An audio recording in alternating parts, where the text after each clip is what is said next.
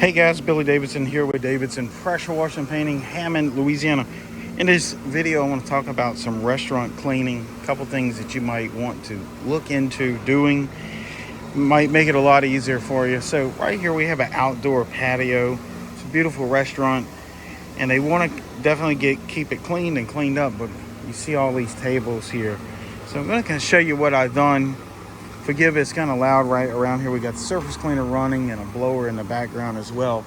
So whenever you get one of these big patios to clean, you're gonna have to contend with all these tables and chairs, and that's probably one of the most daunting things about this task. So I'm gonna kind of show you what we do with that and a couple other little hints and tricks that might make it a lot easier removing some of this grease as well. What I've done so far, I've downstreamed approximately a 1.25 sodium hypochlorite solution on this floor, and pretty much that's for sanitation reasons, kind of help sanitize things, any food spilt, and make it smell better too as well. Also has been shown that treating things with sodium hypochlorite, disinfectant and sanitation, kind of keeps down pests and rodents and insects and that sort of thing. So we always like to kind of hit this with a sodium hypochlorite before we come in with the surface cleaner. And if you have any bad grease spots, you can pre-treat those with a degreaser. We've really, over the years, like Zep. Zep makes two types of degreasers. One is for like petroleum products such as garages, oil spills from cars and trucks leaking. The other product Zep puts out is a food-based degreaser, a citrus-based, and it really smells good and works really well. It doesn't take a ton of agitation to get it done. Most degreasers will need to be agitated. This one seems to not need so much agitation, so it works out really well. We don't have a whole lot of grease in here from the kitchen, but there is telltale signs of some foot traffic. So we always want to know where the people are coming out of the kitchen to deliver food to the patrons under the patio area. And sometimes you can see exactly where those people are coming out of the kitchen because of the foot traffic from the bottom of their shoes, and usually it ends at some point. Those areas you definitely want to treat with a degreaser. The sodium hypochlorite is not going to do a whole lot for it. Another thing that you can do as well, I'm going to show you what Apex has got going on over there with the surface cleaner that we found here recently. It works really well on foot traffic grease. Like if you clean into Sonics like we teach on our course on BillyDavidsonVIP.com, a lot of the guys that have taken that fast food training course, it's really geared more for Sonics, but we've had guys had success all across the board at all the other fast food restaurants, landing them, how to get them priced, and then how to clean them as well. So this, if you have joined our fast food training course, this should be a big help for you.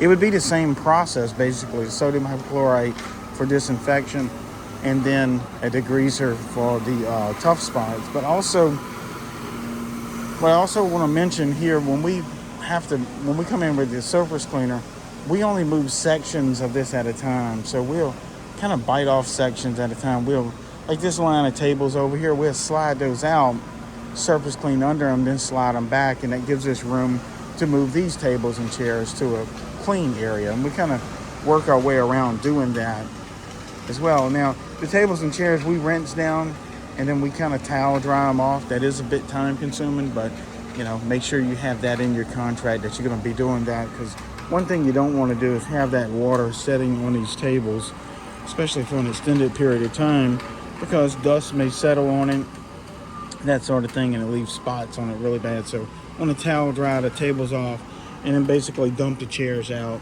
A lot of times a chair has a spot in it for a person to sit, so that will hold water after rinsing them off. So you want to dump those out, kind of towel dry things off. It's, it takes a little time to do it, but it's definitely worth doing it. So basically moving this back and forth to clean areas, it's a lot of moving. It takes us a couple hours to do it, but it makes the job come out so much better than trying to fight all the chairs, trying to go around them and under them. So what you see Apex here is surface cleaning this receiving area. And like we've talked about before, we found that pressurizing Dawn dish liquid soap, or any detergent for that matter, works really good.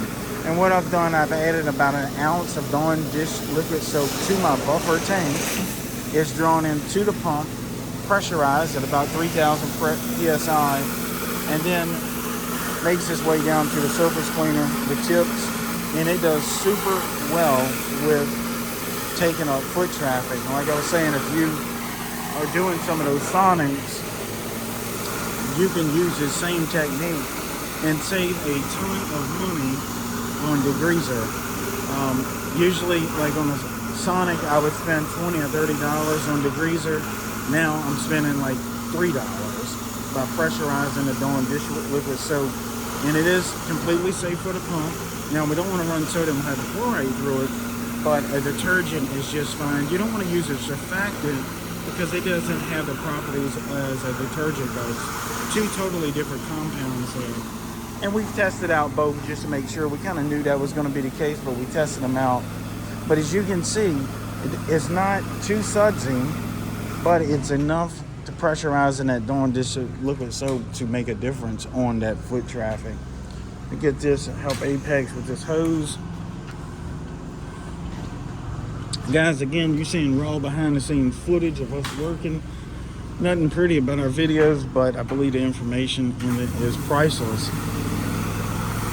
So this surface cleaner is a 24-inch surface cleaner that he's working with. It's got 3 spray tips under it. Again, that soap is being pressurized by the pump at around 3,000 psi. We're only pretty much running probably 7 or 8 gallons a minute right now. We have our machine dialed down a little bit. Our machines produce about 12 gallons a minute. So we got it about 60% power. It's pretty much all we need right in here. And you would want to surface clean just as you normally do. Now, I've got a lot of questions. How do we rinse with the soap in the buffer tank? We're going to talk about that in a second. Now, what you will have to do, you will have to periodically go add a couple more ounces of soap to the buffer tank. I'm going to show you what I'm talking about here. Basically, we feeding the buffer tank with a water supply. We put our dish detergent in it after the buffer tank has some water in it. Now, as we start to see the suds start to get diluted, because we're actually using the water with the detergent in it, and we added fresh water with no detergent, so at some point the suds kind of start to subside a little bit, and then you have to take a 3-second trip over there to the buffer tank and put another ounce or 2 in it, and then it takes approximately 10 or 15 seconds for it to come out the surface cleaner. So again, here we're going to just continue to surface clean. I'll show you something back over here. They have this bar area that we're going to be surface cleaning behind as well. Sometimes the water don't want to drain out of there too well, so you need a squeegee or a broom if you're dealing with something like that to kind of pull it out and let it air dry. But once you do your surface cleaning, you turn to rinsing. It's really easy to kind of gauge how much surface cleaning you got left, whether it's 20 or 30 minutes. And at that point, you want to quit adding soap to the buffer tank or the dish detergent, and it'll kind of wash itself out. And when you go to rinse, you'll get no suds or hardly any at all. It doesn't take long for that to kind of rinse itself out when using this amount of water. Now, if you're using like a 4-gallon per minute machine, again, you want to kind of gauge how much time you have left for surface cleaner and maybe not add no more soap to it or just a little. That way, when you start rinsing, you don't have suds coming out the rinse hose as well. But again, it makes a huge difference cleaning restaurants, fast food restaurants, whether you're cleaning the Sonics like we do, or if you're cleaning McDonald's, Wendy's, Subways, whatever it is, adding a bit of that dish soap to your buffer tank and then surface cleaning with it could save you a ton of money on store-bought degreasers and the time that it takes to apply it and the agitation of it. All of that is skipped, so it saves us a ton of time and money, and in my opinion it comes out just as good, or if not better. We do the dumpster pads that way as well with great results. So think about that if you're cleaning some of these outdoor restaurants. One way of getting these jobs is approaching the manager on staff, let them know that you can clean that up during their non-working hours. So obviously they close today, so you want to do this at night or on a day that they close. I wouldn't recommend doing it on a day that they open because it does take a few hours for this to dry and you don't want to be rushed doing the job. Anyway guys, if this video has been helpful, I definitely appreciate you taking a second to hit that like button. Leave a comment below. If you have some experience cleaning restaurants, I'd like to hear about some of your experiences. And don't forget to subscribe before you head on over to the next video. And we hope to see you in the next video. Again, I'm Billy Davison here with Davison Pressure Washer Painting. And I'll see you in the next video.